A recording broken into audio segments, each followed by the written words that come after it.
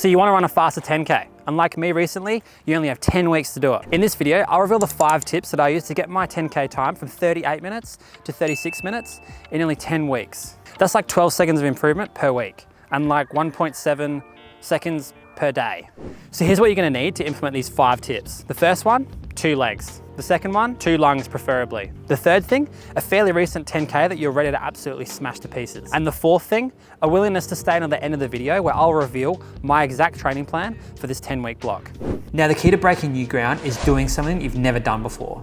And to do something you've never done before, you're gonna need some next level preparation. This first tip is something that most people completely neglect. And without it, you're running completely blind. You need to plan out your training. Quite a daunting task, I know, but I'm gonna walk you through it. So here's my recipe plan. You'll need at least one of these each week. Number 1, you'll need an easy run so that you can recover from your training, build your aerobic base, and of course, have fun running. Easy running is exactly what the name suggests, running that's really, really easy so that you don't get tired.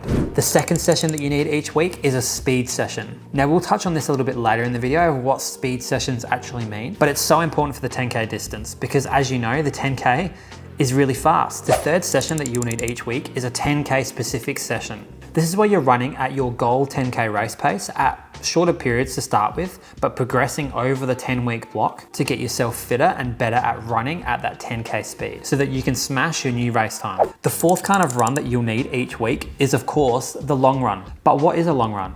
Well, it's a run that for you is quite long. For me during my prep, I was running at least 90 minutes every Sunday for my long run. We can progress this long run to be longer and longer as we get through the training block. And as we start to run longer, we get fitter, which is awesome. I'd aim to progress your long run to as close as you can to 90 minutes each week, or longer if you have nowhere to be like me on a Sunday. So there we go, we have our bare bones for an elite training plan, which we will build up throughout this video. But this next tip is something that you can add in each week to give you that edge in the 10K. So if you want to improve your speed and you only have 10 weeks, why not start by adding in strides? Strides are 60 to 100 meter acceleration runs, usually up to 90% of your maximum speed. Basically, they're pretty close to sprint speed, but not quite. And you can incorporate them into your warm-ups for workouts or even at the end of your easy runs. And what's so good about strides is because they're so short, they have little to no impact on your recovery time. They're basically free speed and I'm gonna show you how. Say for example that we have our easy pace run and our long run, which is also easy paced.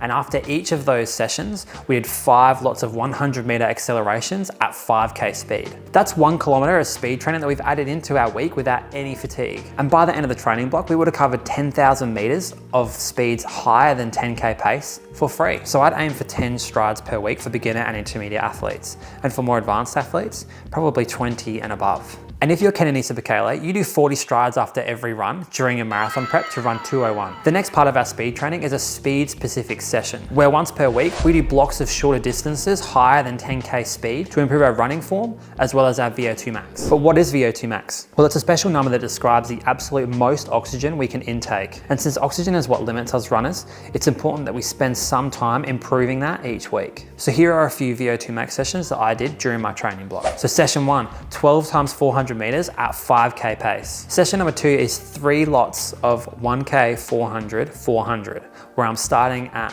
5K pace and working my way down to lower than 5K pace, then having a longer break period. Comment below what your favorite running workouts are and if you've tried any of mine before. Okay, so you've got your training plan that's got its bare bones structure, but you'll need to sharpen your blade with a few key predictor sessions. Key sessions are sessions that you do periodically throughout your training block to boost your fitness and give you an idea of how close you are to your race goal. And I chose to put these types of workouts in week 4 and week 7 of this training block. So here's an idea of a session that I did to check if I was on track. So this training session is 3 times 3K or 3 times 1.86411 miles for you Americans. It seems like a pretty straightforward session, hey? Well, the key lies in the paces that you run these blocks. This session is kind of like a progression one where you're aiming to run the first 3 kilometers at a few seconds under your goal race pace. You'll then have a 5-minute jog break before going into the next 3 kilometers at your goal race pace. After that, you'll have another 5-minute jog before hitting the last 3 kilometers at a few seconds faster than your goal race pace. And if you do this session twice in week 4 and week 7, it gives you an idea of how your fitness is improving and whether you're going in the right direction. So what I did next in my training and what you're gonna do too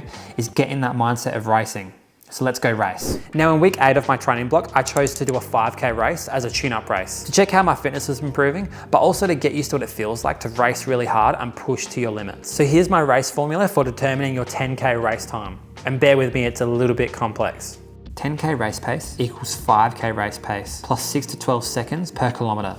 This formula is guaranteed to predict your race time within a certain degree depending on your fitness level. For myself, my 10K usually sits around the 6-second mark, slower per kilometer than my 5K race time. But for yourself, it might be a little bit different. And what's good about having a race in week 8 is it gives you an idea of your current fitness that you should be able to do for your 10K in 2 weeks' time. And from this, we can start to build confidence that this goal is in the bag. So let's go to the last tip. So tip number 5 is race day strategy. And there's 3 things that we need to focus on race day to get the best results: nutrition, pacing, and mindset. So for nutrition, here's what I had before my race: 2 bananas and a sachet of SIS beta fuel.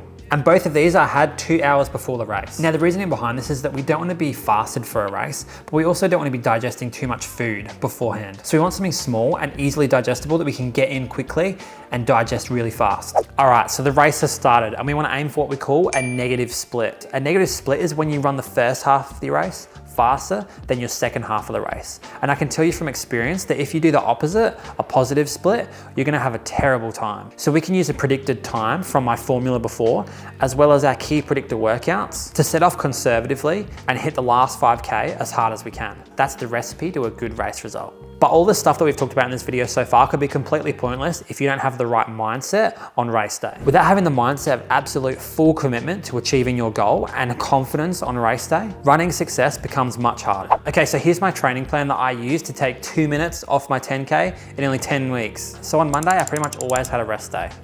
Tuesday would be a VO2 max or a speed session, and Wednesday would be an easy run. Thursday would be a threshold session.